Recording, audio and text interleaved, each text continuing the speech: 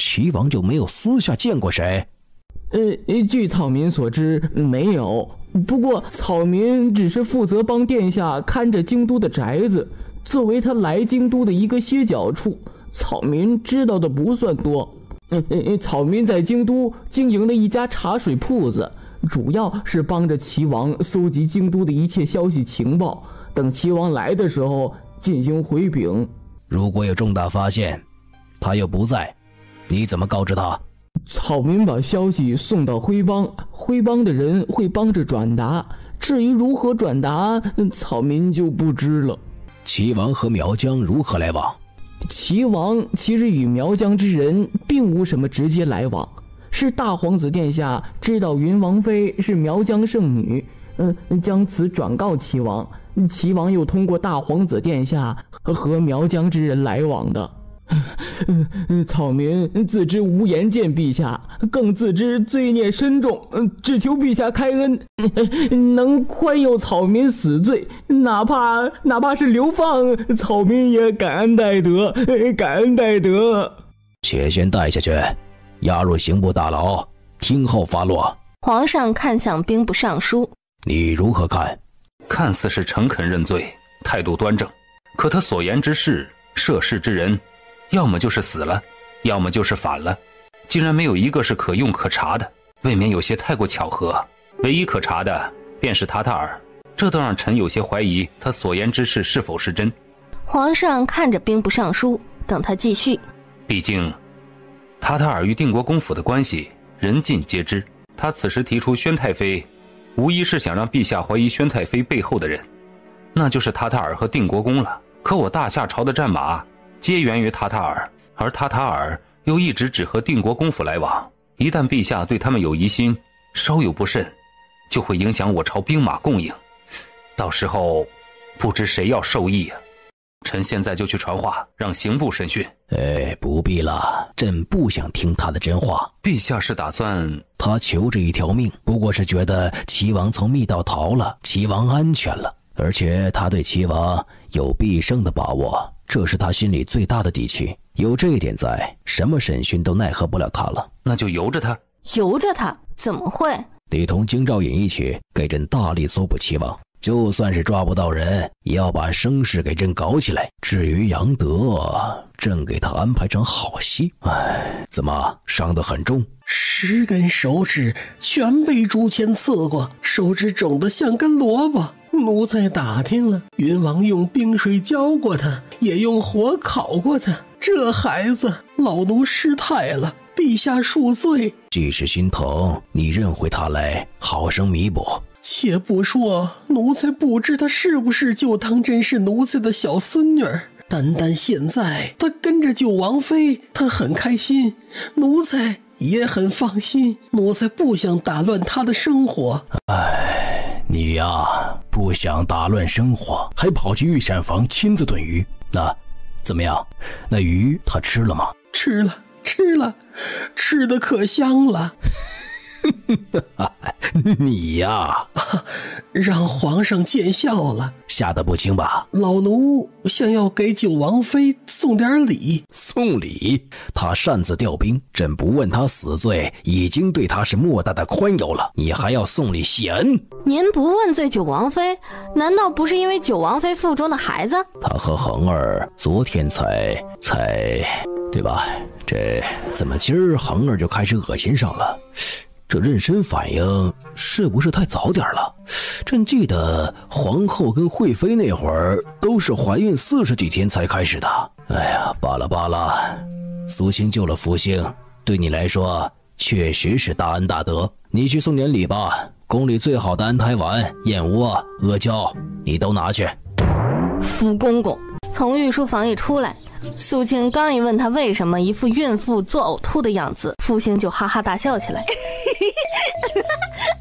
举着10根小萝卜似的手指，笑得上气不接下气，然后将他是如何给苏青解蛊毒之事详细地说了一遍，并且详细的令人发指。福星用他自以为是小嗓门的声音，特别神秘地告诉苏青，当时皇上派人回宫取欢宜香，就怕他扛不住，现在怕是全皇宫的人都知道，他奋战3个时辰，靠的不是自己的实力，靠的是欢宜香。他不要脸面的吗？以后怎么见人？更可恶的是，福星笑得浑身发颤，手无足蹈地告诉苏青，苏青怀孕期间，她的一切妊娠反应都会由她来代劳。全皇宫的人都知道，她一个男人要孕吐了。荣恒黑着脸走在苏青的一侧，一言不发。欢宜香够用吗？趁着进宫，咱们再带点回去。一言不发，加快脚步。苏青笑的是一抽一抽。你趁我睡着了把我办了，这事怎么想都觉得是我吃亏。你吃什么亏啊？我们是夫妻，而且我那是给你解骨，吃亏的是我好吗？欢宜香不伤身体啊。这样好不好？今儿晚上我再把你迷晕了，我再把你办一回，咱俩就算扯平了。把我迷晕了，你怎么办？这话他都问不出口。你怎么有这么奇怪的想法？哪里奇怪？礼尚往来你没学过呀？先生教我的时候可没说礼尚往来这么用。那是你先生太没文化了。这件事就这么定了。我说呢，昨儿我就梦见我和一头大黑驴在打架，原来是你，荣恒。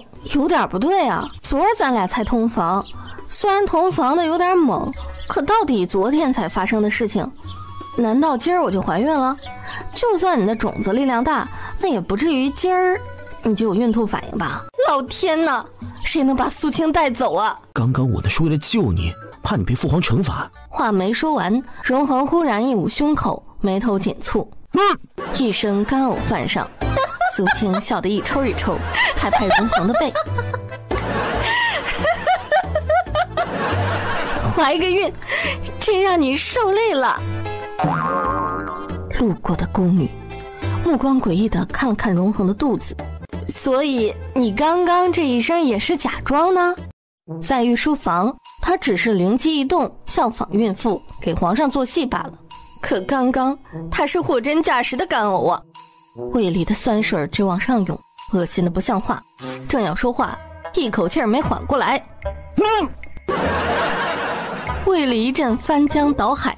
荣恒捂着胸口奔向旁边的大树，扶着树干不要命地吐起来。苏青，快去看看哪里有梅子，给殿下来压一压。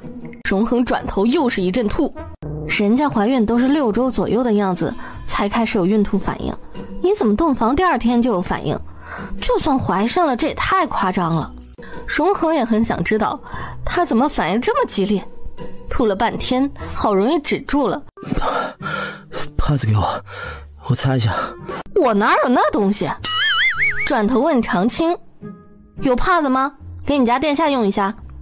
长青默默无声地回视苏青，我是个男的呀。苏青转头动作潇洒地拦住一个路过的宫女，帕子借我一用。苏青拿了帕子递到荣恒的手上，快擦擦。荣恒没好气地瞪了苏青一眼，我还在这里，你刚刚那是做什么？看看那小宫女脸红的。幽怨地怨怪一句，荣恒拿了帕子擦嘴巴。长青瞠不结舌地看着荣恒，殿下，您只是代替王妃孕吐一下，您还是个男人，别忘了自己的身份呀。帕子上的脂粉味儿一钻进鼻孔，荣恒顿时一皱眉，胃里顿时涌起一股更大的浪涛。一个转身，荣恒又吐起来，一边吐一边赌气似的将帕子丢到一旁去，吐得浑身发软。荣恒干脆蹲在地上，抱着大树开始吐。苏青，这也太吓人了吧！不禁心头自私的庆幸，幸亏这是荣恒，要是他就是这么吐，怕不得控制不住，直接一拳把肚子里的孩子给打掉吧？这折磨人的。这么一想，苏青忽然觉得他娘之所以给荣恒喝那个孕吐转移的汤，估计就是防着他这一点。真是有先见之明。荣恒吐到一半，福星抱着一盒梅子折返回来，从御膳房拿来的，才密好的，吃着压一压，好点没？酸酸甜甜梅子一入嘴，顿时那股翻来覆去的恶心没了。荣恒从苏青的怀里接过罐子，独自抱着又吃了一颗。长青，这个画面怎么……眼见荣恒无碍，他们又朝云霞的寝宫走去。以后你出门就多带几条帕子吧，就这么吐，一条肯定不够。我一个大男人，带个帕子像什么话？长青忍不住脑补了一下，他家殿下左手抱着蜜饯梅子，右手兰花指捏着一方帕子，时不时的呕一下擦一下。靠，没等着孩子生出来，他就会疯掉吧？这不是具体问题具体对待吗？别的男人也不孕吐啊，你这情况特殊，你就委屈一下，你总不能自此不出门了吧？好困，好想睡。苏青怀孕初期的确是嗜睡、乏困、孕吐、食欲不振等症状，但是你也不至于这么积极的就把这些症状全都表现出来吧。你去母妃那儿补个觉吧，我去找公主，一会儿就完事了。我去接你啊。那你快点儿。好，去吧。长青恨不得戳瞎自己，这是造的什么孽？宛若一个丫鬟一般，扶着荣恒一路朝惠妃的寝宫而去。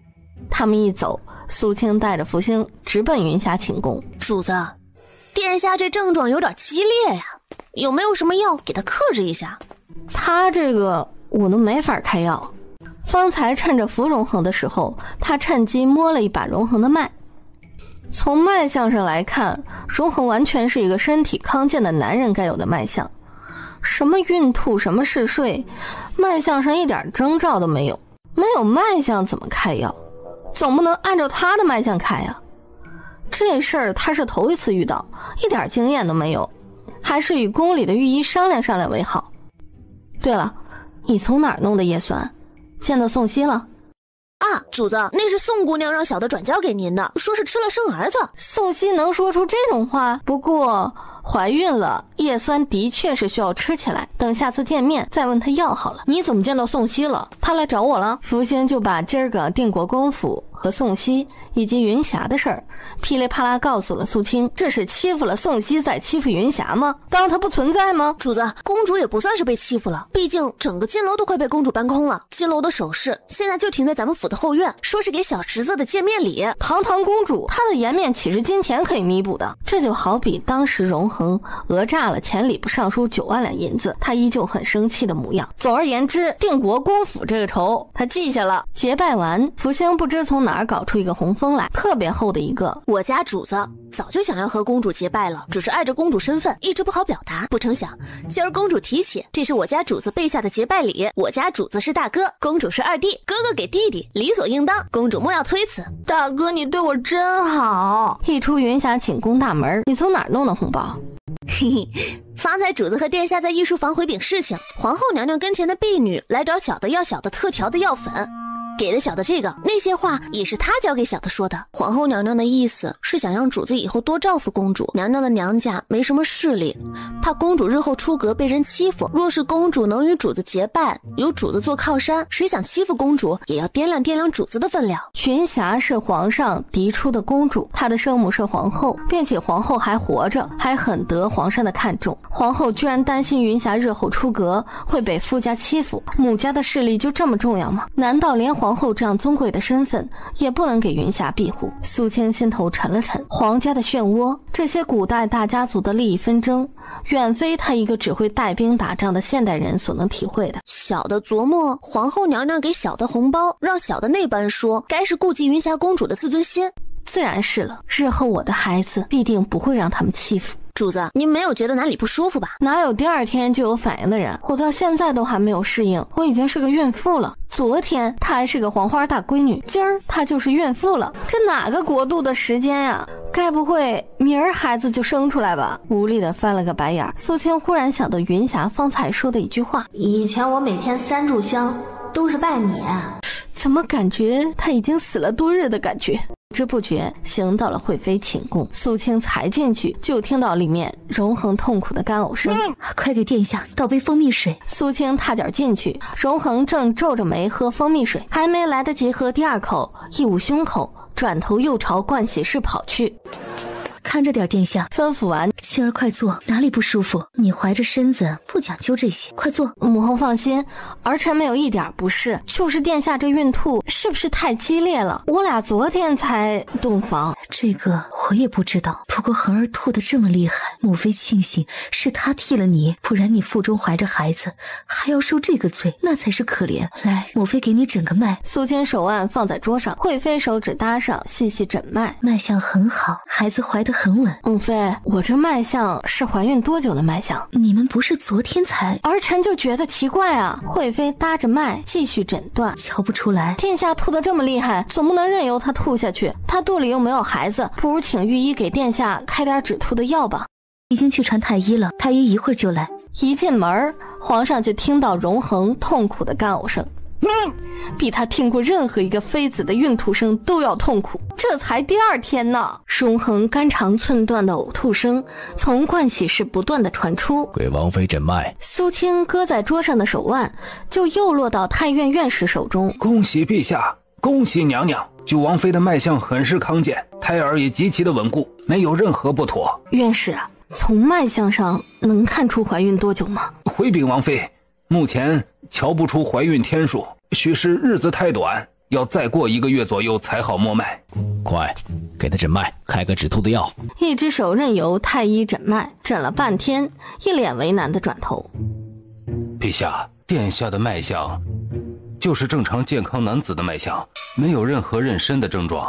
要不请赵太医再瞧瞧，赵太医比臣更精通这些。皇上点头，诊脉完，赵太医回话与院士几乎一样。就是在他回话的时候，荣恒又是一阵翻江倒海的干呕。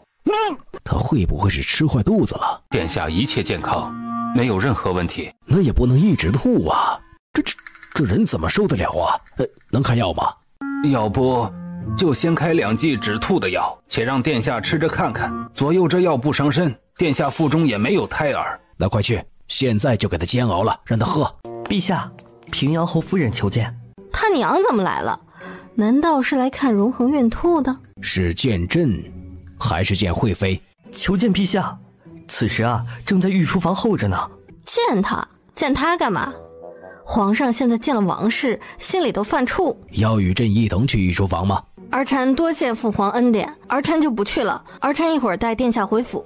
皇上朝盥洗室看了一眼，抬脚离开。可是有什么想吃的？快去，把小厨房备下的那些都端来。母妃，许不是皇孙，是个女孩。女儿更好。我跟你说，我是过来人，最是知道儿子女儿的区别。这儿子虽然能力门户，可女儿若是嫁好了，一个女婿半个儿，何况女儿可比儿子贴心多了。你们可千万不能重男轻女啊！这些难道不是他用来劝惠妃的？是女儿，咱们娇娇的宠着。若是儿子，也别嫌弃他。总之都是自己身上掉下的肉。您这么嫌弃儿子，荣恒知道吗？红烧羊蝎子、火爆腰花、水晶虾球，苏青，瞧着这些可有食欲？若是没有我让他们做些清淡的。有食欲，我一点不恶心呢。那就好，吃吧，多吃点，孩子才能长得好。若是我当年怀孕，有人替我孕吐多好。你是不知道，当年怀着恒儿，我吐得天昏地暗的，什么都吃不进去。唉，别人怀孕也就吐个几个月，我是怀了10个月，吐了10个月。荣恒一张脸带着死气般的绝望。吐10个月，浓重的油腻味扑鼻而来。荣恒顿时转头朝盥洗室奔去。苏青啃着羊蝎子的动作一致。那个母妃，我这大吃大喝的是不是不太好？要不避避？避什么？你肚子里怀着孩子，你不吃，孩子怎么长？只要吃得下，随时随地都能吃。莫理他，吐一吐又不会要命。哪个女人怀孕不经历这一场？那熬过去就好了。盥洗室里，荣恒扎心的想哭。是亲娘吗？那个，吃饱了吗，青儿？母妃，儿臣想喝点汤。想喝鸽子汤。去给王妃端鸽子汤来。知道你爱喝鸽子汤，小厨房炖着呢。只是吃这么多会不会消化不良啊？全是肉食啊。应该不会，儿臣并未觉得撑得慌，只是正常的饱腹感。余光去瞥桌上那些硕大的空盘，正常的饱腹感。说话间，宫女端了鸽子汤进来，恰好荣恒的止吐药也送来了。两人相对而坐，一人一个海碗，一人喝汤，一人喝药。美味的鸽子汤入喉，苏青只觉得全身舒畅，一碗喝完，呀，荣恒。刺鼻的药味钻进鼻孔，胃里翻来滚去的难受，像是有一条喝了雄黄酒的蟒蛇在他的胃里折腾。竭力忍着这种剧烈的恶心，荣恒默默告诉自己，良药苦口，喝了就不吐了。大男人怕什么苦？再说都喝了这么多年的药了。深吸一口气，荣恒一口将碗里的药喝干，夫妻二人几乎同时将碗搁下。荣恒眉心骤然一蹙，豁地捂住胸口，噌地起身，如同发射出去一般，奔向盥洗室。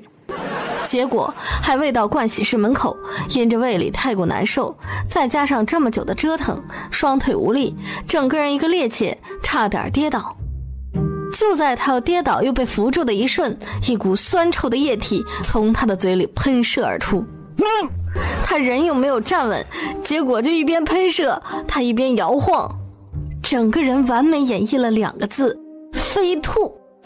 那场面，苏青瞠目结舌地看着荣恒。娘娘，殿下这……没事，你别害怕，小心惊动了胎气。这有些人妊娠反应是要大一些的。看恒儿这样子，只怕是太医药不对症。你且歇着，我去看看恒儿。主子，幸亏殿下替您吐了，不然就这么折腾，您哪受得了？为什么我什么都听不懂？而且这气氛，明明他们在说一件非常隐秘又非常重要的事，为什么不避开我？我是乱党啊！我也不想听，知道的越多，死得越快。你要如何？臣妇不敢。臣妇之所以提及那道圣旨，就是想告诉陛下，这令牌的确是先帝给臣妇与侯爷。至于臣妇若想要如何，又何必将令牌施于陛下？又何须提及此事？既是如此，为何恒儿被毒害？这些年你无动于衷，不派安营保护他。陛下作为九殿下的亲生父亲，身边也有可动的暗影，都不知道九殿下中毒的真相和一直病情不好的真相。臣妇又有何本事比陛下知道的多？你就当真一点都不知情？臣妇不敢有虚言。一点不知情，你就敢把自己女儿嫁给朕当时病得要死的儿子？陛下赐婚，平阳侯府不敢不遵。不敢不遵？你若还是那个孤女，如今这话朕信。可你不是，你能一丝城府没有，不为自己女儿争取？好吧，正如陛下所言，臣妇非常有城府，可臣妇的城府再重，也没有可以到了违逆圣旨的地步。就如臣妇父亲王兆之，再大的本事，还不是先帝一句斩首就斩首？血案在前，臣妇不敢不遵帝王之命。帝王之命？先帝给你的命令难道不是保护好恒儿？先帝的原话只是说，如果九殿下没有登基，再把这令牌给他。显然妻儿嫁给恒儿的时候，恒儿没有登基，并且至今没有登基。巧言诡辩。臣妇何须诡辩？事实如此。九殿下当时的病情，整个太院都束手无策，臣妇又能如何？不过是听天由命罢了。你是听天由命的人？臣妇只是上天眷顾的人，而九殿下又是先帝庇护之人罢了。他还能说什么？王氏看了皇上一眼，你不能。福公公，这俩平时没什么来往的人在眼神对话呢。云王，能不能先把他拖出去再唠啊？御书房的气氛再次凝固起来。明明王氏都这样和他说话了，他怎么打心眼里想犯怂呢？有一种惹不起你快走吧的感觉。陛下，臣妇今日来无非是2个目的：第一，送还云王给陛下；第二，告诉陛下，齐王身边的暗影背叛暗影组织，臣妇绝无他想。你的2个目的达到了。是。跪安吧。福公公闻言差点没跪了，臣父告退，转头离开。皇上这么怕王氏干嘛？三合堂再厉害，您可是帝王啊，鬼知道他为什么这么怕他。而且这种怕也不单纯是畏惧的那种怕，只是单纯的不愿与他争吵的那种怕。你怎么在这里？君王差点没原地哭出来。我一直在啊，你们没人让我离开啊，我还没有学会原地遁地的功夫啊，我不在这儿还能在哪儿？偷听朕与平阳侯夫人所言的机密之事，来人呐，拖出去，重则50。外面板子声此起彼伏的落下，屋里陛下息怒，平阳侯夫人想来当真没有歹意的。不是，这福星是平阳侯府的人，你也成了平阳侯府的人了。今儿是福星有事，苏青不顾规矩的擅自调兵，明儿你有事，你看看他调兵不？福公公默默低头，决定不劝了。怎么不说话了？老奴觉得陛下说的都对。此刻朕需要一个台阶。陛下一向英明，平阳侯夫人与陛下又是亲家，必定是想着关系亲厚，有时说话才会没了分寸。陛下就全当是恩宠九王妃和她腹中的孩子吧。哎呀，朕当然是看在孩子的份上，不然难道朕会怕他啊？陛下九五至尊，仁厚有德。老东西，这嘴抹了蜜了，去看看外面的板子声怎么停了。福公公应命。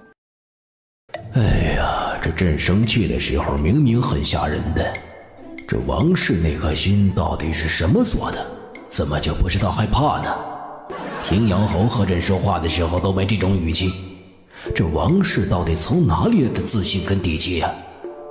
还是说他这些年在平阳侯府假装柔弱，就留下了心理阴影了，现在不用装了，这去哪儿都想彪悍点儿。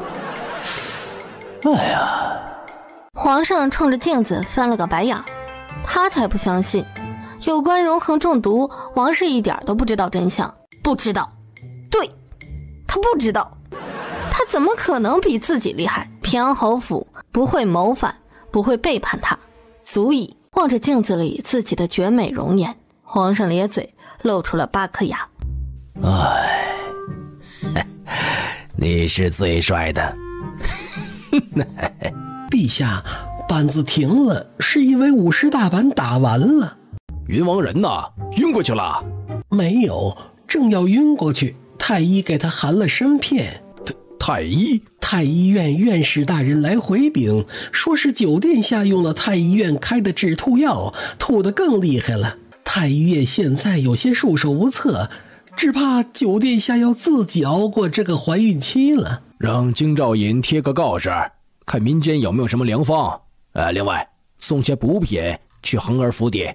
那云王即使无事就带进来，朕问话。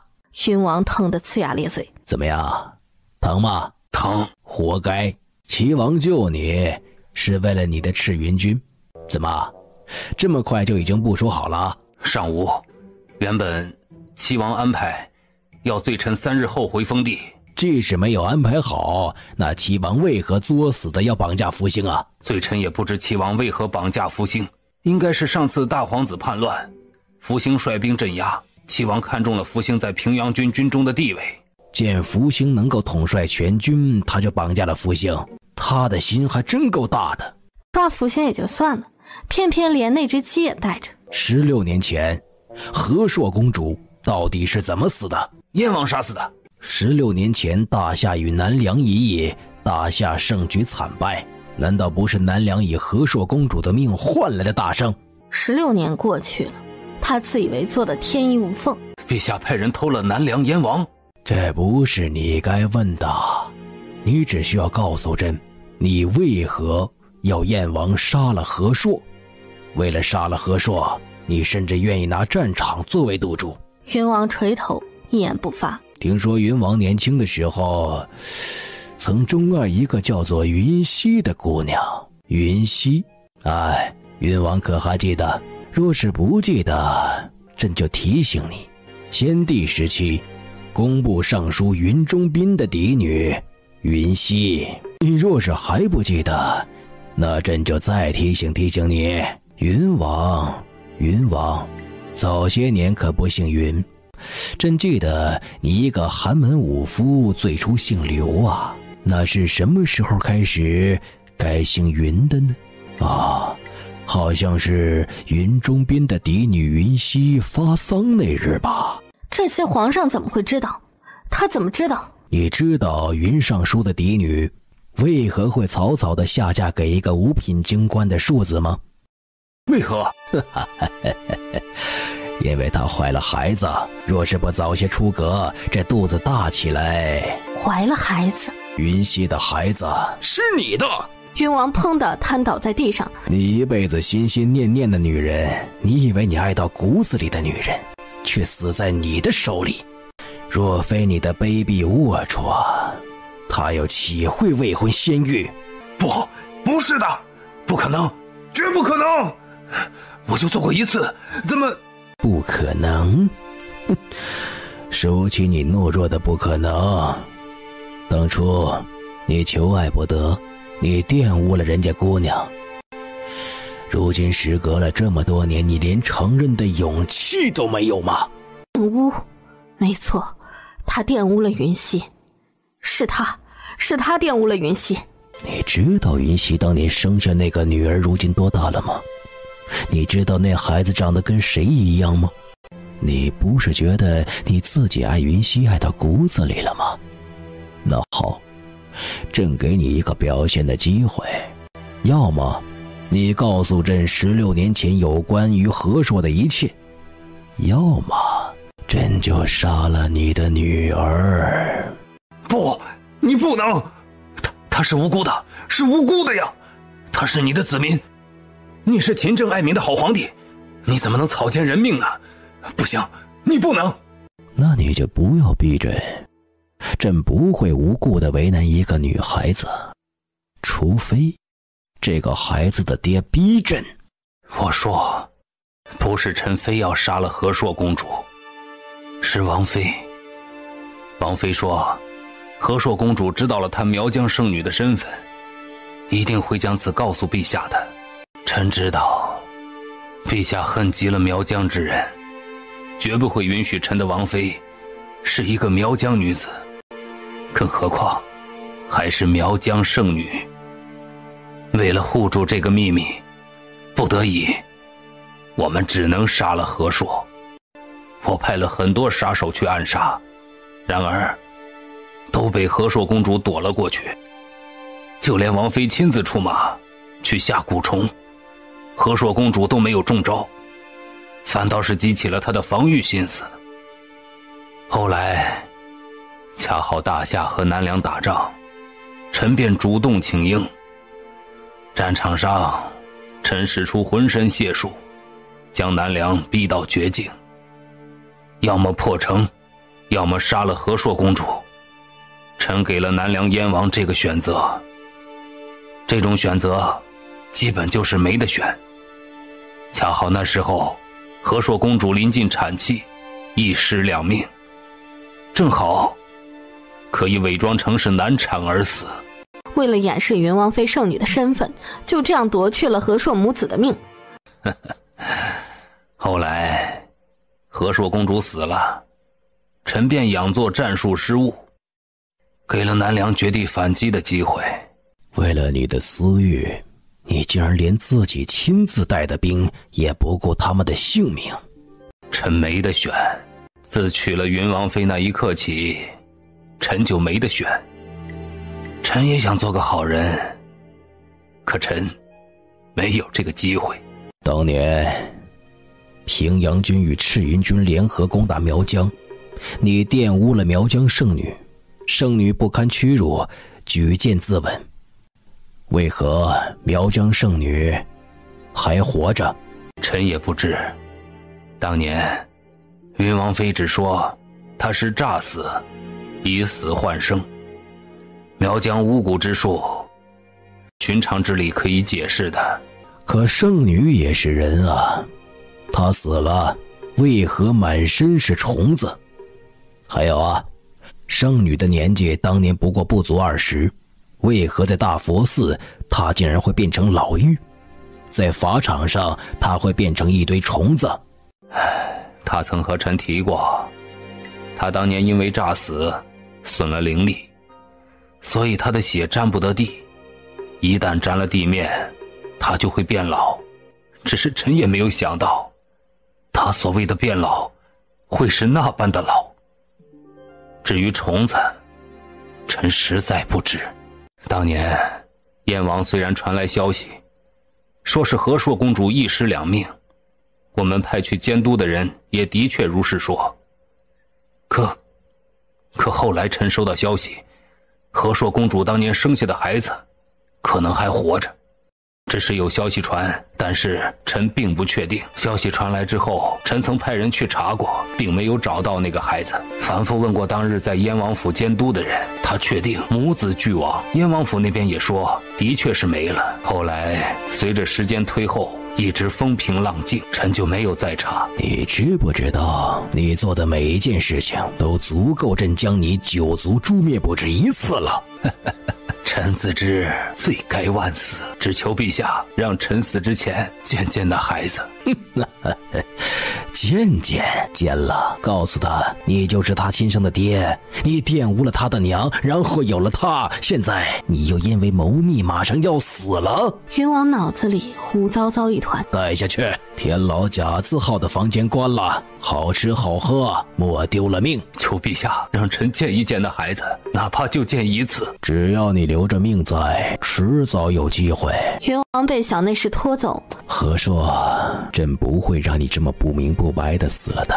嬷嬷，皇上提笔刷刷写下一封信，将这封密信送到南梁边境，亲手交给平阳侯。那人领命，拿了信就走。天色渐暗，在惠妃寝宫吐了整整2个时辰的荣恒，终于虚弱地离开了惠妃的寝宫，下了马车。我好像不难受了，拉着苏青的手，真的，我一点都不恶心了，还有点饿。当真？不恶心？一点不。朝着荣恒脸颊吧唧一口。太好了，吓死我了！我还真以为你要吐10个月呢。一激动，苏青直接将荣恒打横抱起。既是吃得下东西，想吃什么，我让厨房给你做，这是抱习惯了。快放我下来！你肚子里有孩子，稍有不慎，孩子落了怎么办？快点把我放下来，我没事了，可以自己走。没事儿，没那么脆弱，你还没有我兵营里那2把铁斧沉呢。抱着你就跟抱一个枕头差不多，老实待着。月色下，苏青一袭长袍，玉冠束发，潇洒的不像话。怀抱里的荣恒小心谨慎，长青忍不住将头转到一侧去，抬手抚额。画面太辣眼。苏青抱着荣恒走到正屋的时候，忽然想起一事，吩咐福星：“你去找宋熙，再要1瓶叶酸。另外，去找一趟我娘，问问她殿下这孕吐到底什么时候能好。”虽说现在荣恒不吐了，可这种事儿还是问一声踏实。福星领命，转头就走。长青听到宋熙2字的时候，忽然想起他家殿下似乎鬼上身还没有解决呢。荣恒则在听到宋熙2字的时候脊背微僵。宋熙，一个别人都能看见唯独他看不见的人。仰面看着苏青：“你和宋熙这么要好，哪天请他到家里做客啊？”好，等过几日你身体确实无碍了，我们请他来家里吃饭。那种宠溺，另一旁经过的小婢女瞧了都要有点脸红心跳。长青，在他家王妃的宠溺下，他家殿下怕是很快就会成为一个小鸟依人的家人了吧？看来你是真的没事了。没事了，当真没事了。说着，荣恒起身：“你等我，我去就来。”雨落，转角就朝外走。苏青蹙眉：“你干嘛去啊？”“我去拿书。”“拿书？”苏青狐疑地看着荣恒离开的背影。等荣恒再次折返回来的时候，苏青已经上了床榻，四仰八叉地躺在床榻上，双手抚摸着自己平坦的小腹。真是神奇，这里居然有个宝宝。眼见荣恒抱着几10本书来，苏青眼角一抽，一咕噜爬起来。你干嘛？荣恒嘿嘿地笑着，脱鞋上床。胎教。啥？就是对胎儿的早期教育。听说这个阶段做得好，孩子生下来都比别的小孩聪明些。你是穿越来的吗？要不然这么现代化的词儿，他怎么知道？我是土著啊。真的？这有什么假的？那你为什么知道胎教？我母妃说的。母妃说，她怀我的时候，父皇就经常读些故事给我听。难道皇上也是穿越来的？扯了扯头发，苏青将这些乱七八糟的思绪丢在一旁，落幕去看荣恒带来的书。咱俩昨天才洞房，你今儿就胎教，你确定里面这个已经有耳朵了？别说耳朵了，里面现在也就是个单纯的受精卵吧，在 B 超下那就是个小黑点儿。苏青这话一出，荣恒原本兴奋的表情疏忽一垮，手里的书朝床榻上一摊，整个人有气无力的倒下，吓了苏青一跳。怎么，你又难受了？非常难受。是恶心吗？要不要吃颗梅子？苏青上前一顺，荣恒趁机揽了他，苏青顺势倒在荣恒一侧，两人并肩躺着，握着苏青的手放在自己的胸口。这里难受啊？昨天才洞房你就怀孕了，我他盼了那么久的红鸾暖帐，结果果然是世间万物，凡事不能一次欢乐太多了。他昨天太过卖力了，以至于老天惩罚他，未来1年他都不能再欢乐了。怀孕10个月不能同房，生了孩子总要给苏青一个恢复期，不能同房。天哪，好残忍呐！谁让你昨天变身大黑驴了？苏青坐起身来，朝着荣恒脸颊吧唧一口。好啦，听说前3个月危险期，后面胎儿稳了还是可以的。不行，太危险了，不就是1年嘛？1年之后我又是一条好汉。好，大黑驴，1年之后你又是一条大黑驴。来吧，胎教时刻。你确定你孩子喜欢听这个？学知识不分什么喜欢不喜欢，这都是他必须要经历的，我让他提前适应。我们绝对不能让孩子输在起跑线上。不让孩子输在起跑线上，你就这么着急把孩子送往人生的终点吗？胡说什么呢？哪有这么咒自己孩子的？我的意思是，他们还小，才刚刚进我的肚子，你能不能先给他们看点这个世界的美好？毕竟生活里不光只有书本。不读书哪能看到世界的美好？万般皆下品，唯有读书高。只有读书，他才能领悟人生真谛，才能获得更高的学识和修养，以后才能更加游刃有余地应对人生各种磨难。现在我先给他读点低级点的，让他听着玩，等5、6个月我给他读药典。药典？这样等他出生是不是就能精通药学，医治百病了？瞎说什么呢？他还是个胎儿。谢谢你知道，他还只是个胎儿，别折磨他了。这怎么叫折磨？我现在给他读这些，他虽然不能真的学会了，可他会有记忆啊。等他以后出生了，长大了再学，就会学得比别人快，因为他还是胎儿的时候就学过了。你确定要给他读这些？你确定他愿意听你读这些？你有没有设身处地的为他想一想？如果你每天都读这些，而这些恰好是他不喜欢的，他会怎么样？怎么样？他会觉得这个世界好可怕，然后义无反顾地决定不来这个世界了。我小时候，我父皇就只给我读书，我还不是好好出生了？你是好好的出生了，但你的童年快乐吗？你的人生只有读书吗？你长这么大是读书让你快乐，还是别的什么让你更快乐？昨天那2个时辰我最快乐，可……荣恒顿时一脸匪夷所思。我也不能教给孩子这个，他还小。他大了你就能教了？不能。我的意思是，我们不光要给孩子读书，既然不想让他输在起跑线上，我们就应该德智体美劳全面培养。德智体美劳？啥？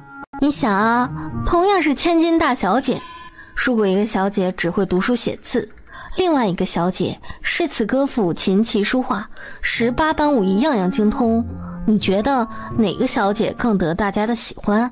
当然是后面这个。万一后面这个虽然聪慧灵秀，可心思歹毒，手段卑鄙，为人阴暗呢？那不行。所以啊，咱们培养孩子不光要培养他的学识，更要培养他做人，有一个好的品格，比他多读10本书有用的多。可也不能不读书。我说了不读书了吗？生在我们这样的家庭，他有机会不读书吗？一到启蒙的年纪，肯定就会被抓进宫里，由太傅教导了。这倒是。所以啊，孩子能自由自在玩耍的时间不多，你何苦这么揠苗助长呢？何况他现在只是个受精卵。啥？我不是不让你对他进行胎教，胎教当然是好的，可你也不能光读书。你的胎教是父皇给你读书，我就不一样了。我娘怀我的时候，我爹经常舞大刀，你看我现在多厉害。我们的孩子，你是不是希望他比我们更优秀？有你这样的爹，他一定是个会读书有涵养的；有我这样的娘，他一定是个能打抗摔的。咱俩这么优秀，他想要比咱俩更优秀，就只能寻找新的突破口。听上去很有道理的样子。什么是新的突破口？就是咱俩所不擅长的，只要他做得很好，他就比咱俩更优秀了。咱俩不擅长的？歌舞啊，能歌善舞咱俩都不行，以后必须让他行。你让我给他跳舞？对啊，胎教啊，绝不能让孩子输在起跑线上。记得我之前教你那个蓝精灵吗？快，又唱又跳，行动起来。说着，苏青给了荣恒一脚。荣恒本来坐在床边，被苏青踢了一脚没坐稳，直接翻倒在地。幸亏功夫高，一个鲤鱼打挺站稳了。开始你的表演。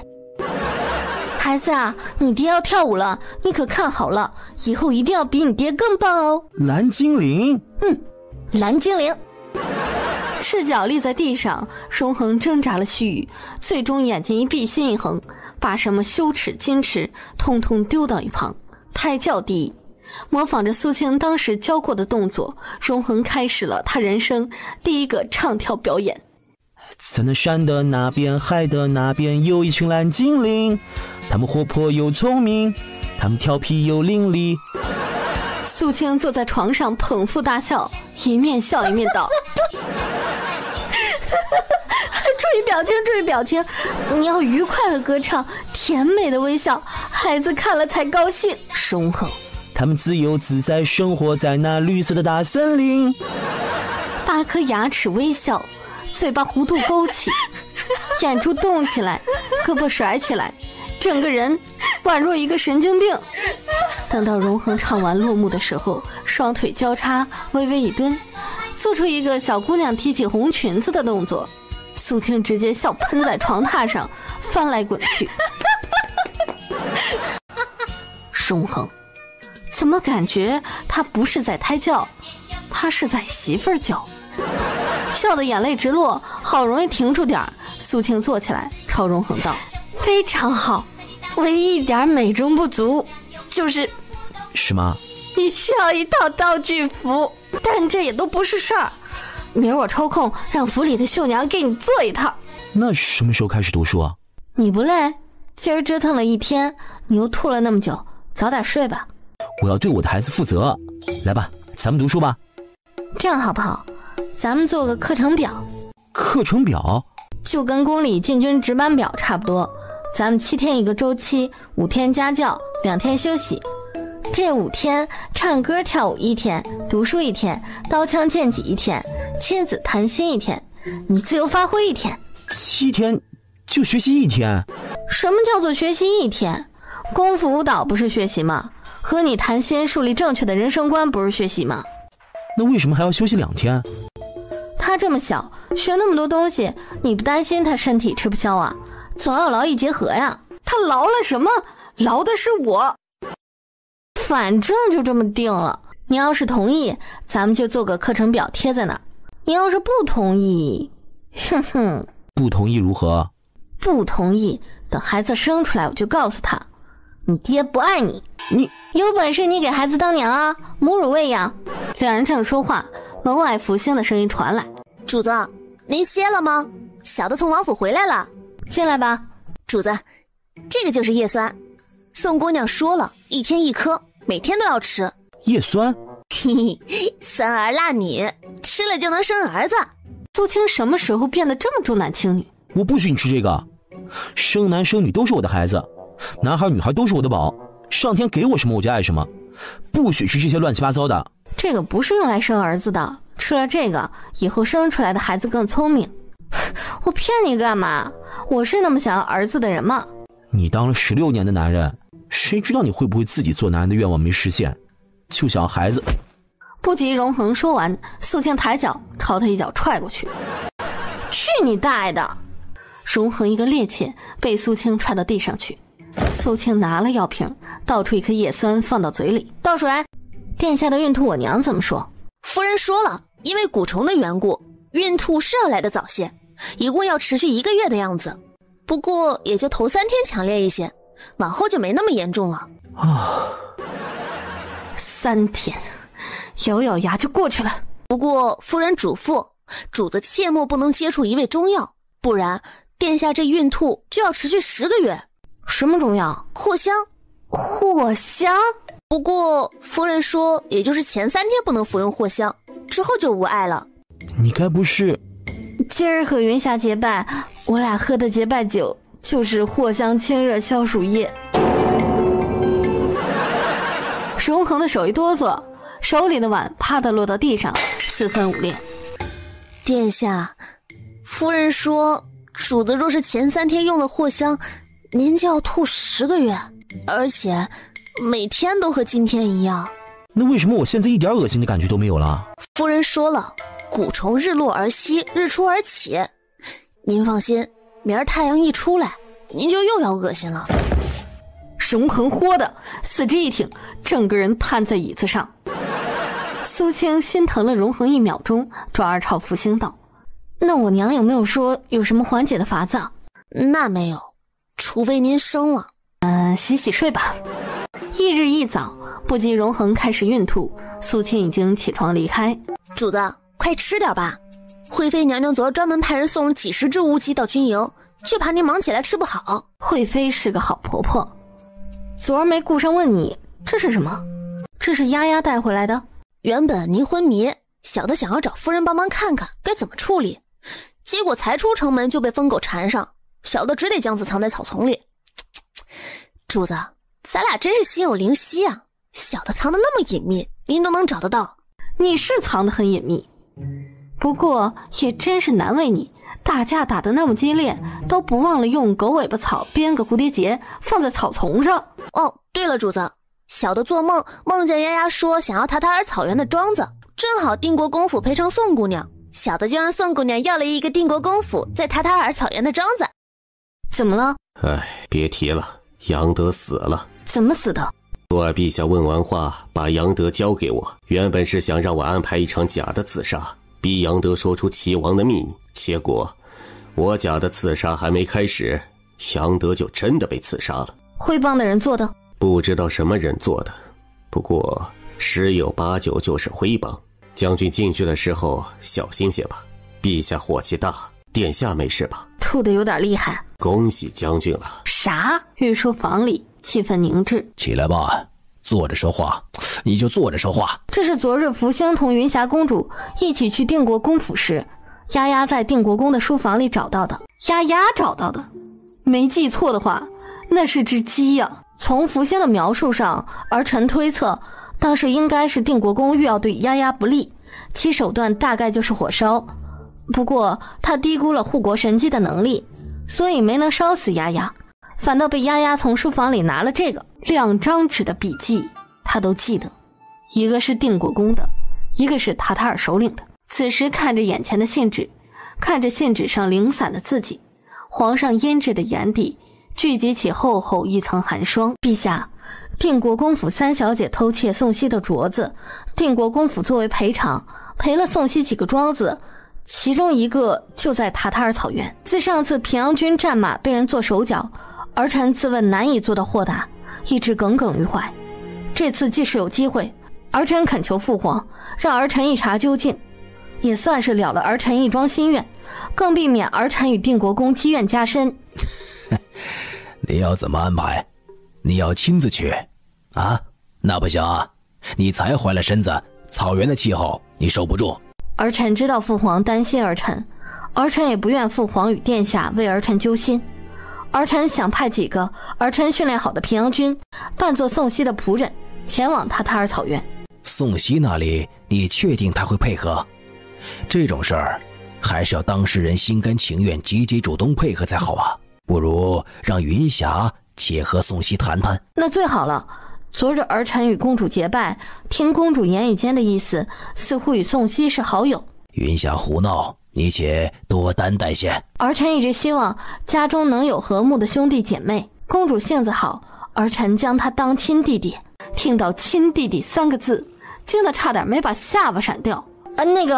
不是，是儿臣和公主结拜，公主唤儿臣大哥，儿臣唤公主二弟。你确定这个解释真的是解释吗？塔塔尔那边的事，你着手安排就是。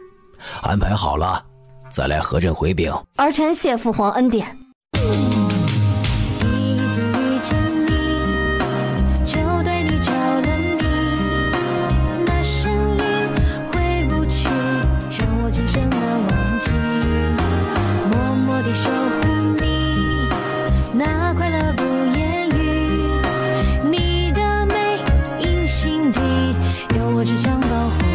宋熙有一个价值万金的镯子。定国公府3小姐当街偷窃宋熙镯子的事，儿臣已经听福星说了。这件事儿你怎么看？儿臣觉得无非有2种可能。第一种，定国公府压根儿没有这样的镯子，之所以说有同款，不过是为了维护3小姐的颜面。同款。第二，定国公府有这样的镯子，并且也当真如老夫人所言，给了3小姐，但是3小姐不慎丢了，她害怕府中问罪，又恰好得知宋熙有个一样的，于是就偷了。那你觉得哪种可能性更大？宋熙说他那个镯子是从南梁行商那里得来的，关系到南梁，镯子又是那么贵重，儿臣觉得兴许是第2种。公报私仇，这就被看穿了。有点，主要也是定国公府3小姐一向是个规矩人，这么当街偷东西之事，儿臣实在难以理解。一个姑娘名声家世又好，如果不是有什么必须要达到的目的，谁会当街偷东西寻求刺激啊？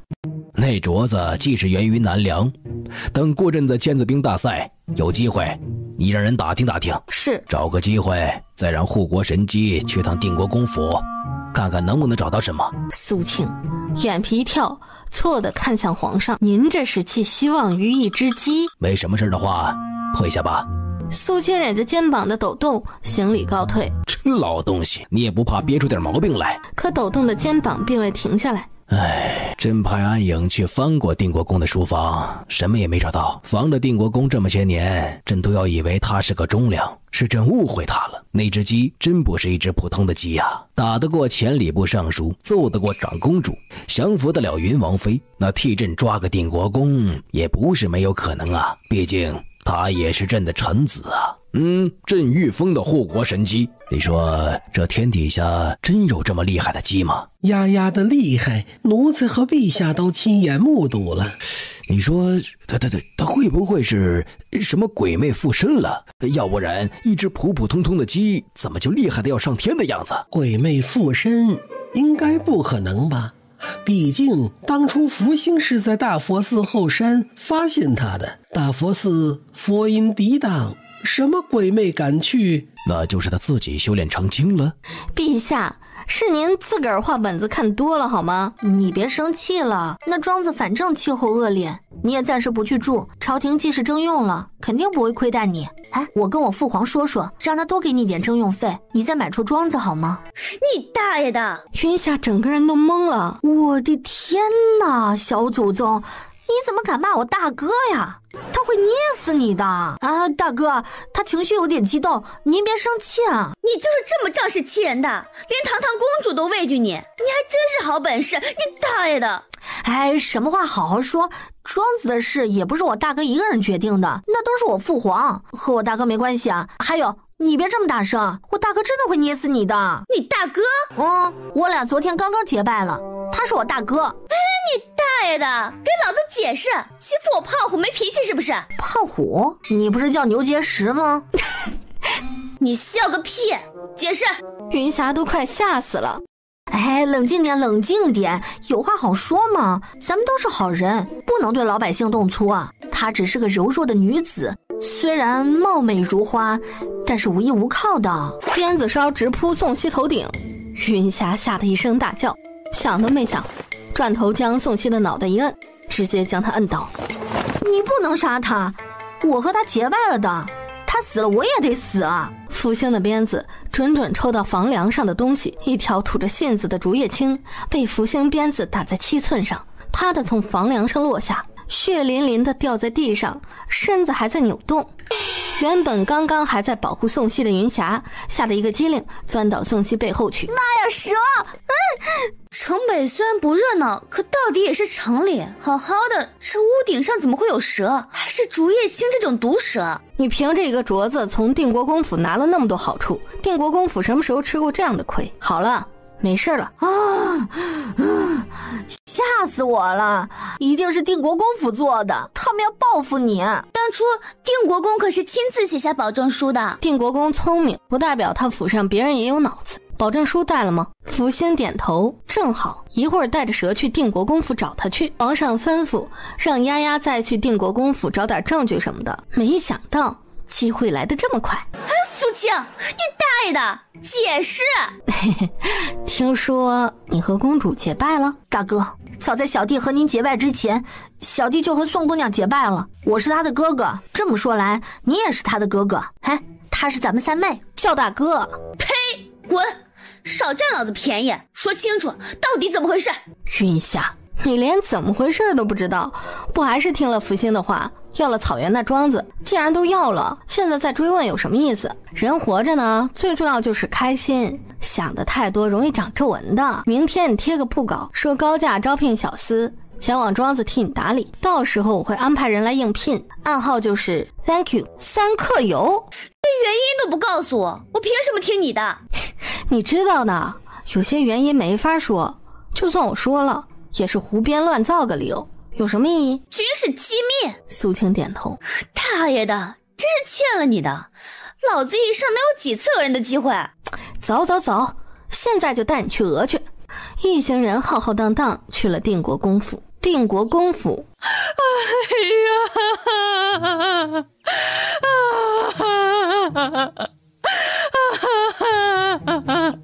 当初让若曦嫁过去，你不是说出1万个好吗？怎么现在轮到若兰，你就哭成这般？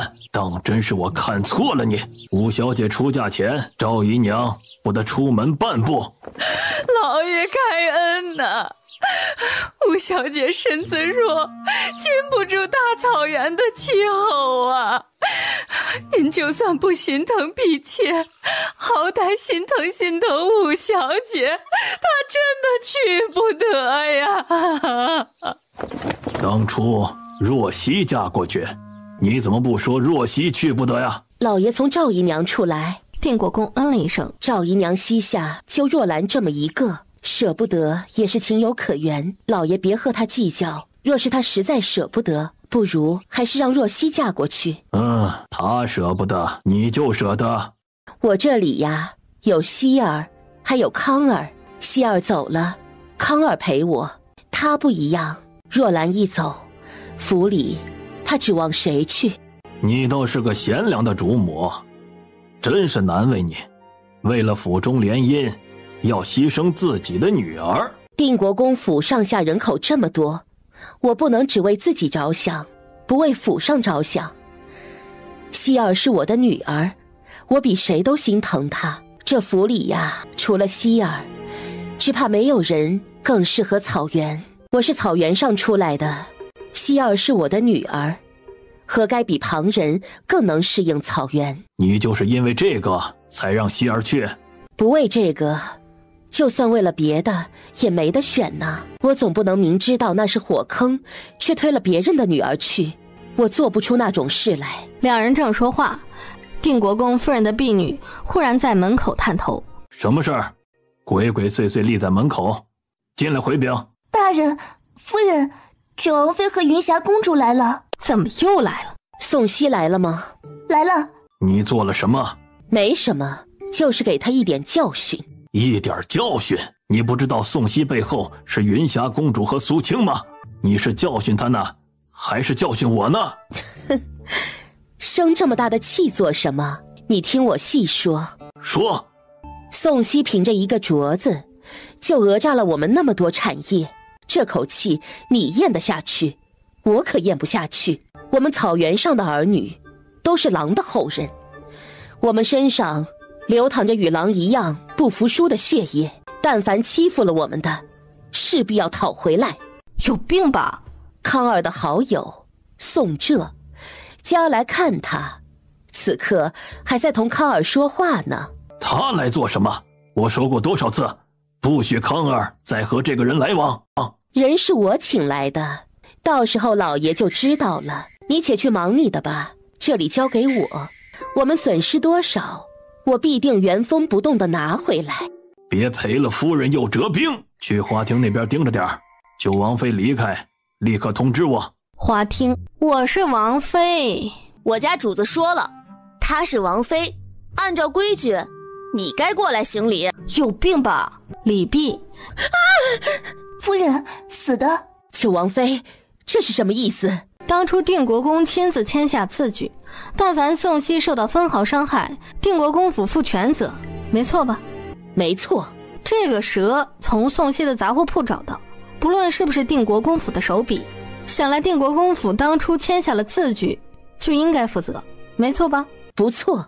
王妃欲要如何？不是我要如何，是你要如何？今儿该如何作赔？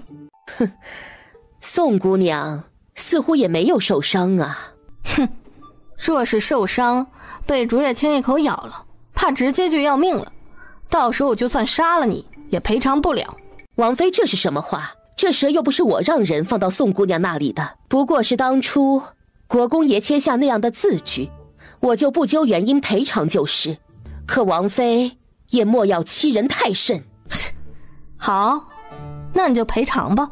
既是宋姑娘受到惊吓，赔偿宋姑娘1000两银子的医药费，可好？姑娘拿着买些营养品。好。昨日的事是小女的不对，她回来之后，国公爷已经狠狠地责罚了她，此刻正在祠堂忏悔。唉，宋姑娘心地善良，可否答应我一个不情之请啊？夫人，什么话尽管说，这么大的礼，我怕折寿。求姑娘去祠堂看小女一眼，她因着懊悔，已经一夜低米不进了，今儿白天也一点没吃东西。姑娘看在我一颗慈母心的份上，看她一眼，告诉她，姑娘已经原谅她了。夫人请起，不是什么大事，我答应夫人就是。不过可否让福星与我同去？毕竟我怕你使诈害我。这人怎么说话呢？哎，好，那就让福星姑娘陪姑娘一起去，有劳了。福星抱着丫丫，在定国公府婢女的引导下，陪同宋熙离开。快去拿钱吧，定国公夫人。公主，康儿很是惦记公主，昨儿还问我，不知公主可满意那些首饰？非常满意。公主满意就好。公主放心，将来成亲啊，府中必定不敢亏待公主分毫的。好。苏青大爷似的翘着二郎腿，嘴里哼着小调，压根儿不看定国公夫人。1000两银子，苏青让云霞帮着宋熙收好。好看吗？瘫倒过去，宋熙身子一闪，夫人小心！是你做的？对，你为何要害我儿？福星一把捏住他的手腕，非常用力。想要算计我的人多了，但是算计成功的人至今还没有出现。床榻上不堪入目，眼睁睁看着自己儿子，这就是你想算计到宋熙身上的龌龊心思。今儿我只是警告你，我的人莫说算计，你惦记都不要惦记，否则不要怪我不客气。你儿子是什么货色，你比我更清楚。从今儿起，不许再纠缠云霞公主。若是再被我知道你儿子还惦记着娶云霞公主，或者你定国公府不死心，下次就没有这么简单了。我这个人你是知道的，杀人如麻，暴力凶残，一言不合就要杀人的，到时候白发人送黑发人。莫要怪我没有提醒你。定国公夫人双目喷火，至于宋熙，她有分毫的闪失，我都为你定国公府试问。别问我有没有资格，我苏青就是爱多管闲事儿，并且说到就做到，莫要挑衅我的耐心。定国公夫人一咕噜爬起，九王妃怕是忘了，这里是我定国公府，敢在我府里撒野，你也不掂量自己的分量。你是武功好不假，可我府中的暗卫也不是吃素的。一声尖锐的哨声落下，院中骤然现出几个黑衣人。哼，你敢让你暗卫动我分毫，我就让你儿子的丑闻传遍天下。传遍天下，今日你休想出这个门，不必顾及身份，都给我杀了！门外的暗卫立刻冲了进来，而此时云霞的暗卫，你看我，我看你，进去吗？再等等吧。等什么呢？有九王妃在呢，没事儿。没看见咱们公主正吃果子呢吗？定国公府的暗卫冲进来的一瞬，苏青转头就拉了一把椅子坐下。既是如此，那我就暂时不走了。我要让你知道什么叫做请神容易送神难。外面一个婢女慌张跑进来，一进门看到屋里举着大刀的黑衣人，吓得一个哆嗦，惶恐道：夫人，话题来了10几位夫人，户部尚书夫人、大理寺卿夫人、英国公夫人，他们来做什么？当然是我请来的，这么一出好戏怎么能独乐乐呢？你若不嫌动静闹得大，现在就让你的暗卫动手吧。福星应该已经准备好了。就在定国公夫人脸色铁青一瞬，夫人，一旦打起来，府上世子的事真的就要人尽皆知了。夫人三思啊！哼，贱人，我用你教我怎么做？那随你了。说完，宋熙拉了一把椅子坐在苏青一侧，云霞见状立刻拉了一把椅子跟着坐过去，各自分了宋熙和苏青一个果子。大哥三妹吃。苏青，宋熙摆手，咦，这里的我嫌脏。哎呀，不是这里的，刚刚来的路上我在街上摊边买的，放心吃，不脏。还打吗？福星一脸凶残地看着一排暗卫，甩了甩鞭子，随时奉陪。花厅距离这里尚远，这里又是男子居住的外院，那些夫人纵然在府上也绝不会过来的。打！那些暗卫就朝福星扑来，福星手中鞭子一甩，一鞭子朝床榻上的定国公世子抽去。就算是在药物作用下，定国公世子迷了心智，此时也忍不住撕心裂肺一声嚎叫。儿子被揍，定国公夫人心疼的肝颤，可床榻上两人那个样子，他又不能过去，急的是五脏生烟。只要那些暗卫朝福星下手，福星就轻巧避开，然后手里的鞭子就直直抽向定国公府的世子，惨叫声此起彼伏，暗卫们都打不下去了。还打吗？苏青，你卑鄙！没错，您说的对。正说着，又一个小丫鬟奔进来。夫人，府里来做客的夫人们朝这边过来了。他们怎么来了？当然是府上的老夫人领来的，毕竟云霞公主来看望世子，这么好的事儿，老夫人怎么可能藏着掖着呢？快去拦住老夫人！那丫鬟跑出去不过眨眼的功夫，就跌跌撞撞奔了进来。怎么又回来了？夫人，外面有九王妃的人，奴婢出不去。定国公夫人闻言，豁地转头看苏青，我说过，你即使敢用暗卫下杀手，我就让你体会体会什么叫做请神容易送神难。我们主子千军万马都安排得了，难道来你府上做客能不提前安排一下？看你这脑袋的形状和大小，也不像是傻的呀。他的暗卫此时都冲进来了，苏青的暗卫就在门外，而屋里只要暗卫动手，福星就抽他儿子，压根没法打。夫人，没时间了，您再耗着，一会儿客人该来了。闭嘴！不识好人心。你要如何？我要封口费。封口费1万两银子，我们4个人每人1万两。你你怎么不去抢？这个其实要是细究，也算是抢。这个宋熙是脑子有病吗？若是答应，立刻给我银子，我立刻带人就走。若是不答应，哼，你会答应的，你没得选。不过你再拖时间，我就没了耐心，就不是1万两银子能解决的了，我会翻倍哦。定国公夫人抬手指指苏青，手指颤抖。我竟从未见过像你这样厚颜无耻的人。那我是不是还要和你再收一项费用，大开眼界费？你去拿银子4万两，现在是5万两，你忘了还有一个大开眼界费？5万两，几乎是牙缝里挤出几个字。快去！丫鬟转头就跑，这次没有受到任何阻拦，一路拔足狂奔，到底是去取银子，还是去告诉老夫人？丫鬟打了个机灵，算了，我就是个跑腿的。银子到手，我说过别挑衅我，这次只是一个警告。带着一群人离开，快把世子和宋浙分开！暗卫心头一阵羊驼狂奔，见了狗了，真是！快把他丢出去，给世子穿衣服，看好世子。一连串吩咐下完，转头离开。你怎么出来了？公主呢？母亲说什么公主？云霞公主不是来了吗？她身后一群等着看热闹的夫人们。母亲说这个呀，云霞公主方才是和九王妃一起在花厅说话，不过坐了一会儿就走了。九王妃军务繁忙得很，我也不敢多留啊。一群夫人，这婆媳俩有点意思，一直以为定国公府老夫人和夫人相处得挺和睦呢，如今看来似乎也有文章。公主没有来看康儿，公主的身份怎么敢私下让她和康儿见面呢？耍我是吧？哼，我才是被耍的那个好吗？朝一群贵妇道：这边虽风景好，可到底算不得佳品。小花园里种了些从海外买来的花卉，我们去那边喝茶去。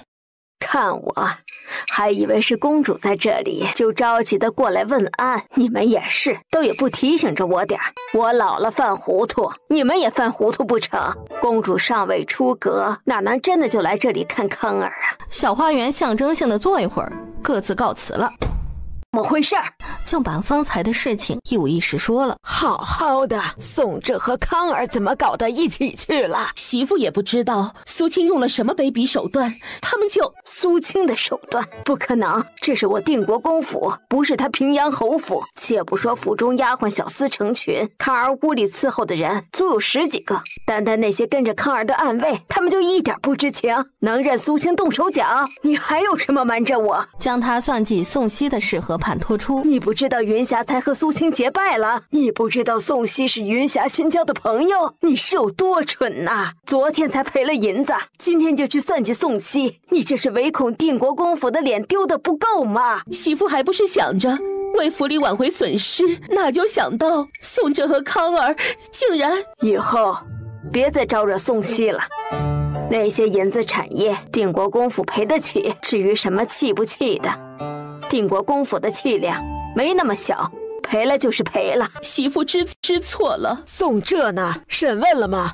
还没有，刚才时间紧，来不及。媳妇现在就去审问。去吧，哪些夫人那里，你改日再好好的整一次宴席，回请一次。定国公府的面子没那么容易落的，定国公府的笑话更不是谁都能看的。是，去吧，以后别招惹苏青了，换了府上的大事你担不起。府上的大事？世子呢？夫人，世子也许是累了，睡着了。那个孽障闹出这种事，亏他睡得着。儿子那癫狂的样子和被福星几鞭子抽的惨状，请大夫瞧了吗？夫人放心，已经上了药。世子爷身上的鞭伤瞧着凶险，大夫说不要紧的，上了药3天就好转了。奴婢给了大夫500两看诊费，算是封口费了，又是封口费。去把宋浙带来。不过须臾，到底怎么回事？夫人息怒，都是我的错，可我也不知道怎么回事啊。你不知道？我原本是按照夫人的吩咐去祠堂那边的，可走到一半，忽然就被人打晕了，再后来就什么也不知道了。发生了什么，还是方才这位姐姐告诉我的。少胡乱叫，谁是你姐姐？夫人，奴婢的确是在小花园的草丛里找到红玉的。红玉便是当时引着宋浙去祠堂的婢女。奴婢问过红玉，和宋浙说的差不多一致。都是我的错，夫人随意打发，我绝无半句怨言，求夫人饶我一命啊！我不想死啊！怨言？哼，你还敢有怨言？若非你，我康儿至于如此？烂泥扶不上墙的东西，日后你离我康儿远远的，就是感恩了。滚，别再来找康儿。谢夫人。一出定国公府大门，他们没把您怎么样吧？能怎么样？我只是被人打晕了而已。说白了，我也是受害人。说好了，我是猪狗不如的东西。今儿就让你们知道知道，不如猪狗也能拉你们下水。一切才慢慢开始呢，咱们且走着瞧。君子报仇10年不晚，你们毁了老子的前途，老子就毁了你们一座府。光脚不怕穿鞋的，老子已经成现在这个样子了，还能更糟糕到哪儿去？倒是你定国公府赔得起吗？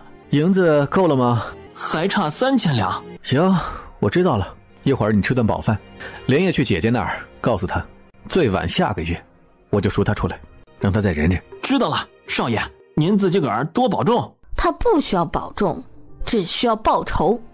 定国公世子只是断了一条腿，他没了的可不光是爱情，他的家人，他的前途都给他等着。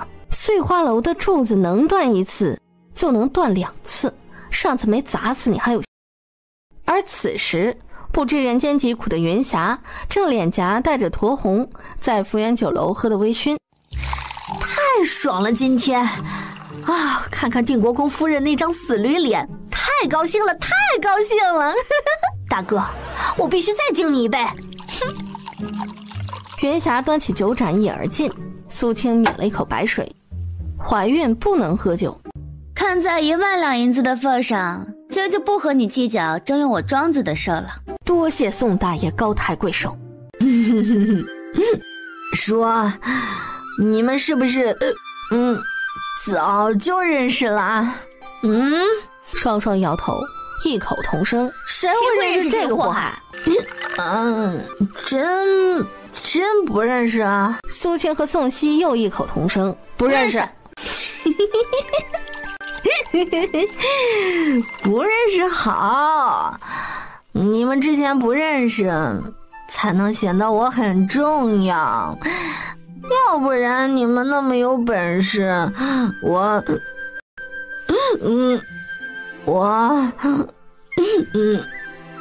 岂不是成了吃软饭的了？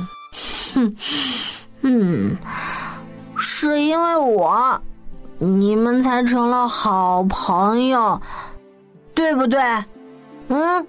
对，你是我至关重要的人。云霞一脸满足，嘴角带着笑，趴在桌上睡着了。这酒量也太差了吧，这点酒就醉了。你以为都和你牛结实一样千杯不醉，把班长都放倒了，你丫的还唱了蓝精灵呢。你少说我，好像你酒量不好似的。是谁把班长喝倒了，趁着班长醉了把班长放粪坑里的？都怪你把班长放粪坑里，结果第2天班长醒了，把咱们全班都扔进粪坑里泡了整整2天。你大爷！苏青嘿嘿的笑。那也没有你牛结实厉害，进咱部队第1天就敢往班长的牙膏里挤芥末。说着，苏青捶了宋熙一拳。连吃了3天芥末拌饭，吃的老子差点死了，枪林弹雨都挺过来了，好不过一包芥末。宋熙爆出一串魔性的笑声。没想到咱俩竟然还能在这种地方团聚。就在苏青与宋熙笑得发花的时候，原本醉醺醺的云霞忽然坐直起来，一脸严肃地盯着面前2个笑得抽筋的人。我都听到了。欢乐的笑声戛然而止。你没醉？哼，我堂堂大夏唯一的嫡公主，岂能是酒量差的？从我5岁起，我父皇就开始叫我喝酒了。你5岁，皇上就教你喝酒？亲爹，我和你说，我也是我爹从小教我喝酒，我酒量才这么大的。我爹说，女孩子长大了就得有酒量，要不然随便被什么不安好心的人给灌醉了就完了。所以我不到18岁酒量大的就能放倒我们班所有男生，高中毕业直接把班主任放倒了。班主任高中毕业？你在说啥？没什么，你爹是个好爹。接下来的时间，苏青眼睁睁看着宋希与云霞从谁的爹好，一直谈论到五魁首啊、8匹马呀、666呀。女儿红一坛接着一坛子的喝，从坐着喝一直到一只脚踩地，一只脚踩凳子喝。对比这两个酒鬼，他就比较乖巧了。吃完了，倚着窗子看外面涌来涌去的人群，视线忽然被外面柱子上一张黄榜吸引。皇上放榜，召集天下名医，缓解孕吐。榜前围了好多老百姓，大家对着榜指指点点。我早就说了，这个九皇子呀，分明就是个女的，哪里是什么九皇子啊，那就是九公主。要不然呢，大男人的哪有孕吐啊？可怜我们苏世子爷，委屈这么久，被大家误会成男人。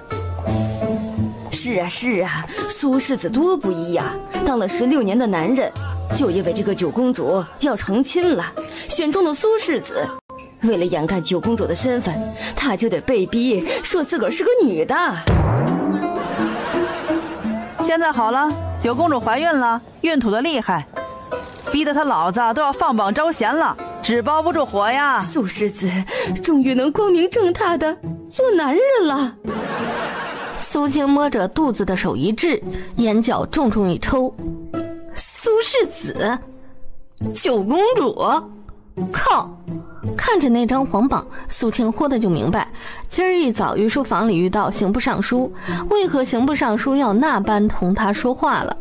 合着刑部尚书真以为荣恒是个公主，而他是个男人。我去，这波流言有点大呀！见过坑爹的，头一次见过这么坑儿子的，简直是实力坑儿子亲爹中的最佳代表。苏青正吐槽，雅间的大门忽然被人推开，一个小内侍走进来。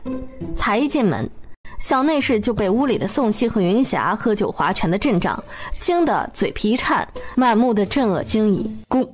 公主，公公何事？陛下有旨，召唤您即刻进宫觐见。公公可知是何事？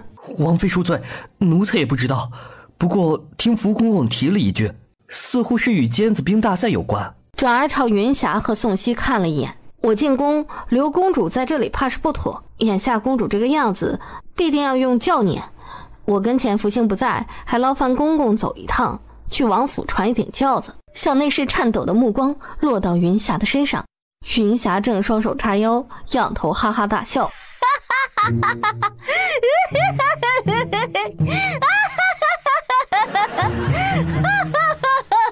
笑得气势磅礴，吓得小内侍腿软。是，奴才这就去办。王妃稍后。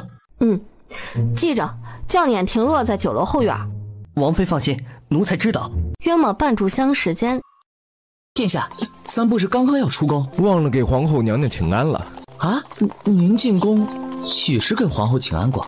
忙得忘记给皇后请安，你怎么也不提醒本王，罚你1个月月钱。关我什么事？五皇子一路尾随前面的软轿，软轿一共2顶，云霞1顶，宋希1顶。宋希落后，虽然醉酒，可特种兵多年的习性，瘫在软轿中，总觉得身后有不法分子尾随他。挣扎着起身，宋希抬头朝后面一望，靠，果然有不法分子。想都没想，宋希身子一跃，直接从软轿上翻了出去，直扑五皇子。你敢尾随老子！整个甬道上的工人一瞬间都惊呆了，发生了啥？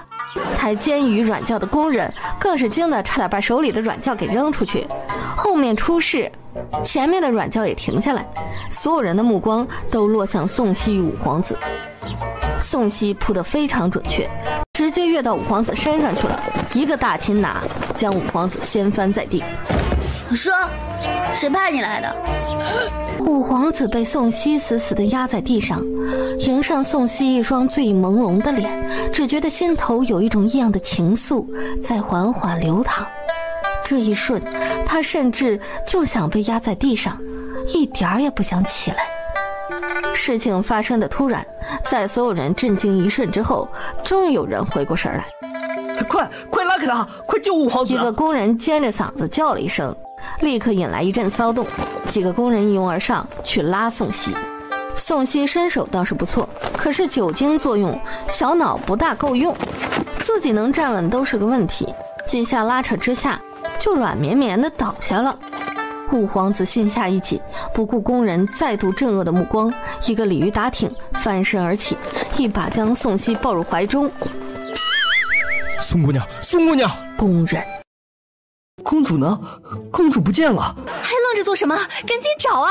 云霞喝那么多酒，一群工人立刻开找。五皇子抱着宋熙，瞧着怀里的人，醉得一塌糊涂。他胸口吱吱的发疼，这到底出了啥事儿？就喝这么多酒？去打听打听，今儿宋姑娘都见了什么人？却迎上随从一双猥琐至极的眼神。你那是什么表情？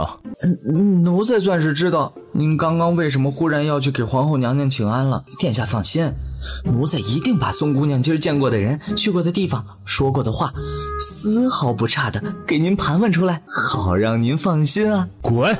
五皇子一路抱着宋熙，一点不嫌沉的直奔皇后寝宫，完全忘了方才耳边有工人惊呼他妹妹云霞都不见了。内厢御书房里，陛下，这是塔塔尔那边给陈夫人送来的家信。皇上的面色不算太好。放肆！陛下恕罪，这家信就是方才送到臣手中的。臣看过之后，片刻不敢耽误，就立刻给陛下送来。塔塔尔首领一贯的爱护臣妻，只怕为了臣妻的心愿，他们真的会做出什么来逼迫陛下呀？威胁朕？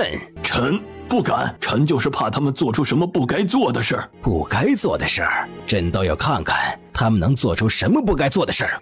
陛下，眼看就要各国尖子兵大赛，按照章程，今年的尖子兵大赛战马由我朝提供。若是他敢，陛下不怕1万，就怕万一。臣刚刚去了贱内的时候，因着夫妻2个一点口角，贱内写信告诉娘家，他娘家兄长还专门不远万里来到京都训了臣一顿。正说话，门口的小内侍回禀：陛下，九王妃来了，让她进来。苏青抬脚进去，定国公立在当地垂着头，看不清神色。该不会是福星做的事儿被定国公发现了，这货来告状了吧？可内侍说和尖子兵大赛有关。且坐下再说。福公公将一份公文呈上，王妃过目，是尖子兵大赛今年的规程，并由各国王妃参加，且王妃的年纪必须是不满20岁的，有过战场战斗经验最少3年的。这种规则简直就是为苏青量身打造的呀！朕为你争取了，已经发出了公函，提出你怀孕一事。可若他们执意不肯同意，那今年的尖子兵单兵作战还是需要你上场啊。你放心，到时候你随便参加一个项目，然后以身体不适退赛即可。你怀孕是大夏朝人尽皆知的事情，那不会有人有意见。父皇，儿臣没事的，单兵作战并不凶险，儿臣应付得过来。朕就是怕你有这样的想法，今日所以才特意召你来。你只记着朕的话就是，参赛之后一个项目比完立刻退赛，这是圣旨，你是要抗旨。苏青立刻起身抱拳道：儿臣不敢。他还真怕这货要抗旨，肚子里的小皇孙起了儿戏。记着朕的话。陛下，单兵作战，儿臣参赛，这样福星是不是就不必再准备了？今年的作战规则改得有点多，单兵作战有2轮。2轮？1轮比赛是各国王妃比赛，1轮比赛是各国挑选的精兵比赛，不限男女。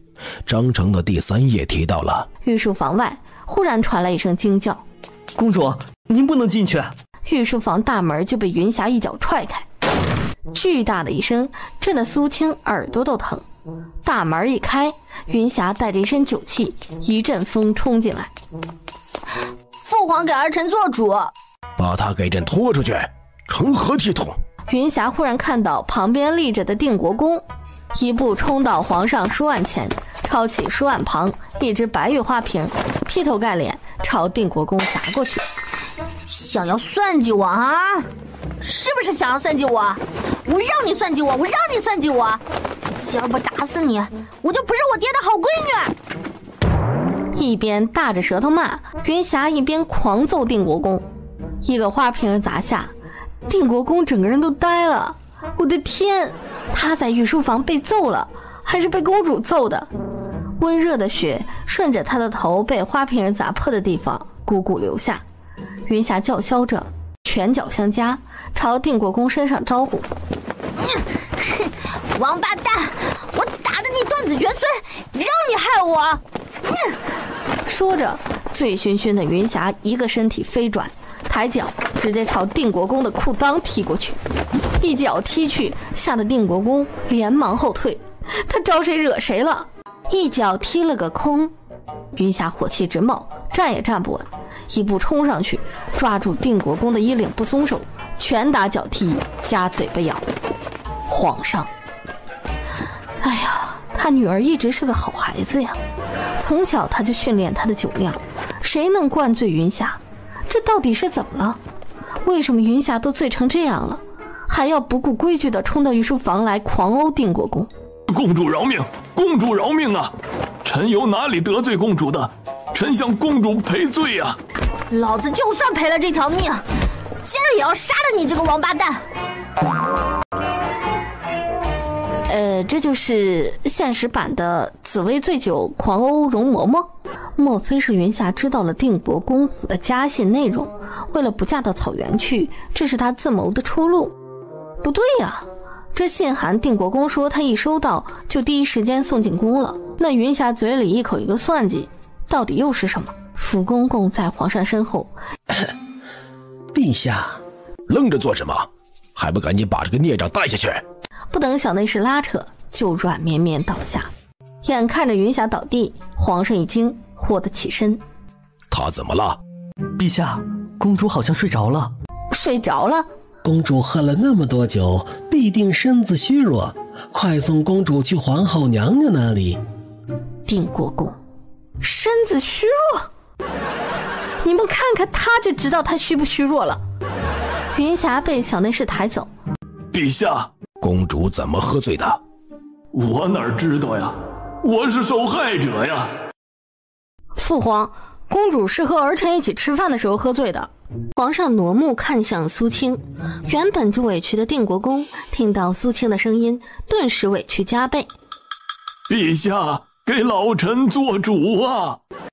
老臣一把年纪，一会儿如何出宫啊？不过公主醉酒的确与定国公府脱不得关系。与定国公府有关？王妃，定国公府对公主一向是尊敬有加的。福公公尊敬有加？忘了昨天你家才赔了公主一个金楼了。儿臣身边的福星去宋熙开的杂货铺买东西，恰好在杂货铺遇到公主，说话间一条竹叶青出现在房梁上，作势欲要攻击宋熙。定国公的眉心微蹙，福星立刻斩断了毒蛇。因着定国公曾亲笔立下字据，但凡宋熙有丝毫闪失，定国公府负全责。可福星到底只是个随从，不敢带着宋熙登门质问定国公府。而公主和定国公府的关系又有些微妙，福星便将事情告诉儿臣，希望儿臣替宋熙讨个公道。就是如此，儿臣与他们一起去了定国公府。谁知道这毒蛇是定国公夫人蓄意安排的，为了就是吸引宋熙和公主登门。定国公夫人安排了一个街头混混，假借要宋熙去看望府上三小姐的名义，将宋熙吸引开，妄图让的街头混混毁了宋熙清白，以此要挟宋熙要回当初的赔偿。若宋熙当真在定国公府毁了清白，公主作为宋熙的好朋友，不免要被宋熙连累，到时候公主的名声怕是要难堪。为了护住面子，公主怕就只能嫁给定国公府世子了。公主受此一惊，心情不好，就多喝了点酒。塔塔尔的信来得真是及时啊！可现在迎上皇上盛怒的目光，定国公扑通跪地。陛下息怒，臣罪该万死，只是就王妃所言。你在怀疑我吗？臣不敢，只是臣从府中出来时，王妃和公主还好好的，听下人回禀，公主还要去看望康儿，怎么就……你若是怀疑我的话，回去问你家夫人是不是真的就是了。至于你儿子，我劝你日后莫要提起，尤其是当着陛下的面，免得污了陛下的耳朵。王妃此言何意啊？与其问我何意，不如问问你夫人何意。我已经警告过她了，日后她若再敢打云霞公主的主意，就不是今儿这般轻松了。父皇，今日若非儿臣在场，云霞公主和宋熙只怕此刻都还在定国公府被人钳制呢。让朕给你做主是吗？这一身的伤无法见人是吗？罚俸3年，禁足3天，滚出去！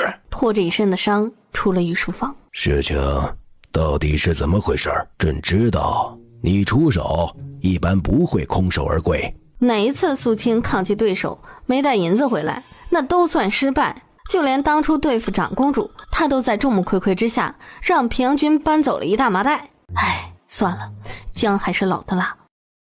父皇，定国公世子闹出这种事儿，他们府上若再有脸替他求娶公主，陛下若不想公主出阁，就可以光明正大的回绝了。这么说，朕还要赏你？苏青立刻摆手，不用，陛下不用赏儿臣，定国公夫人已经给了儿臣封口费了。果然如此。多少？1万两。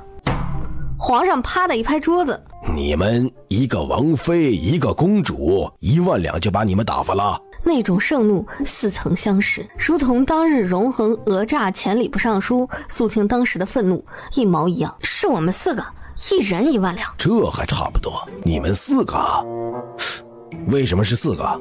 朕的护国神机难道就不值得拥有封口费？值得拥有，不过当时护国神机不在。哦，不在。父皇不是让儿臣寻个机会把护国神机送到定国公府，看能有什么收获吗？今儿臣闹着一出，主要是给护国神机争取机会。儿臣拖住了定国公夫人，府中的宾客拖住了老夫人，定国公又不在，府里丫丫就能自由些。这棋局有点大呀，有收获吗？儿臣还没有等到福星带着丫丫回来，就被传召进宫，还不知道那边是什么情形。尖子兵大赛，你记着朕说的啊，莫要擅作主张。苏青低头，儿臣遵旨。父皇，儿臣能不能恳请父皇收回一道成命？什么？苏青就将福源酒楼听到的坊间议论告诉了皇上。现在老百姓都以为儿臣是个真汉子，殿下是个娇公主，儿臣觉得殿下怕是遭不住这样的流言。福公公听完顿时肩头一颤，差点喷笑出来。他只是单纯想要给他儿子求一道止吐的良方啊，没想到这届百姓的联想力这么丰富。你放心，这件事情朕会处理妥善的。儿臣谢父皇，儿臣告退。去，再贴一道皇榜，写清楚了，恒儿是朕的儿子，不是朕的公主。他的性别问题已经到了需要盖章判定的地步了吗？此时宋熙怒打武殿下，武殿下不计前嫌抱他穿越整个甬道的佳话已经传遍了皇宫。小内侍一字不落的将自己听到的八卦告诉了苏青。靠，牛结实把五皇子给揍了，真是牛。而此时，殿下，咱们怎么做？定国公人呐，刚刚出了宫，若是直接回府，此时怕该走到鼓楼大街了。